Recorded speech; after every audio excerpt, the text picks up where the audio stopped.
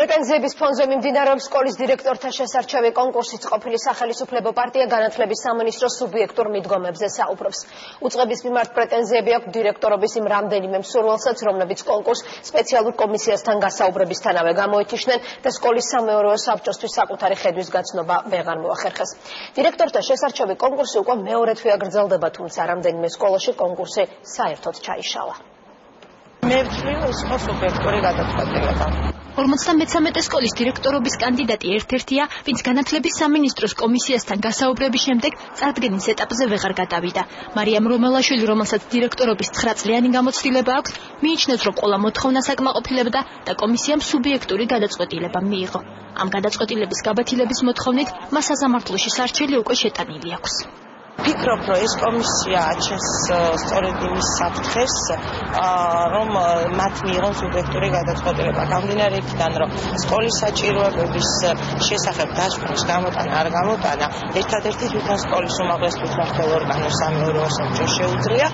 51 სკოლის ყოფილი დირექტორი კი, რომელიც ახლა უკვე არასამთავრობო ორგანიზაციას წარმოადგენს, მთავარ პრობლემად არა წინა საარჩევნო პროცედურებს, არამედ იმ კანონს მიიჩნევს, რომელიც განათლების მინისტრს სამეურვეო საბჭოების მხრიდან კანდიდატის დაწუნების შემთხვევაში დირექტორის დანიშვნის უფლებას აძლევს. თუ სამეურვეო საბჭო არ დაირჩევდა სკოლის დირექტორს, მას მიიღო თავის თავზე დაიკანონა დისკრეციული უფლება, რომ დაუნიშნავდა სკოლას 6 წელს ვადით სკოლის დირექტორს. ეს სრულიად უგულებელყოფს განათლების სისტემაში ფუნდამენტალურ პრინციპს, რასაც სკოლების ავტონომიურობა და დამოუკიდებლობა და სკოლების დემოკრატიულობა ჰქვია. დედაქალაქის სკოლებში დირექტორების არჩევის პროცესს მეთვალყურეობა სამოქალაქო ჩართულობის ცენტრმა გაუწია.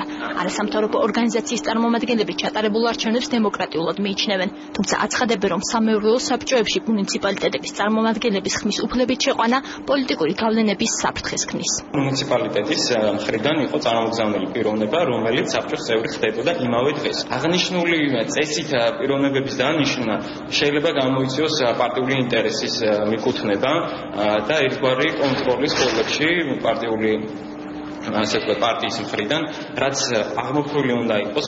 დირექტორების არჩევის პროცესის მართვაში ადანაშაულებენ ხელისუფლებას ერთიანი ნაციონალური მოძრაობის წარმომადგენლები. პარტიის წევრები აცხადებენ, რომ განათლების სამინისტროს კომისიამ მათთვის არასასურველი კანდიდატები დაბლოკა. ფილიში 215 სკოლიდან მხოლოდ 47 სკოლაში მინისტრ სანიკიძემ საერთოდ არ წარადგინა არანაირი კანდიდატი, რადგან როგორც ჩანს, ქართულ ოცნებაში ვერ შეთანხმდნენ ამ კანდიდატებზე.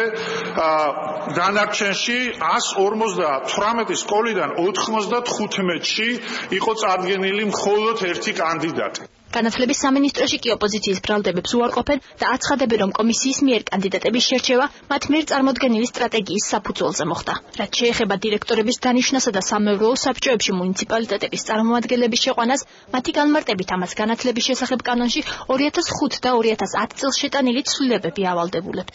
დღეს თბილისში 174 სკოლაა და აქედან მხოლოდ 8 სკოლას არ წარადგინა კანდიდატი. სამინისტროში მუშაობდა 5 კომისია, რომ კომისიის წევრები იყვნენ ასევე არასამთავრობო საერთაშორისო ორგანიზაციის წარმომადგენლები. შესაბამისად, კომისია ამ კანდიდატებს არჩევდა მათ მიერ წარმოდგენილი სკოლის თუ სკოლების, მათ მიერ არჩეული სკოლის თუ სკოლების განვითარების ხედვის შესაბამისად.